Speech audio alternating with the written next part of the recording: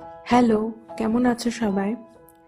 পড়াশুনো, কেরিয়ার, নানান কাজ, চিন্তাভাবনার মাঝে আমরা আমাদের মনেরই কেয়ার করতে ভুলে যাই। চলো তোমাদের সাথে শেয়ার করি ছোট্ট একটা মন ভালো রাখার উপায়। তুমি তোমার খুব ভালো লাগে এমন কিছু হবিসকে ফলো করো। যেমন কারোর ভালো লাগতে পারে গার্ডেনিং, কারোর ড্রয়িং, কারোর ডান্স বা কারোর গান গাইতেও ভালো লাগে।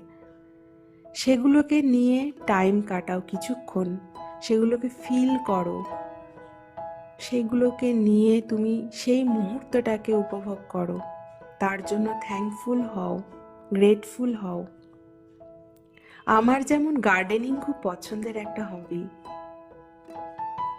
গাছেদের কেয়ার করা, ক্লিন করা, তাদের নিয়মিত জল দেওয়া, এগুলো আমার খুব ভালো লাগে।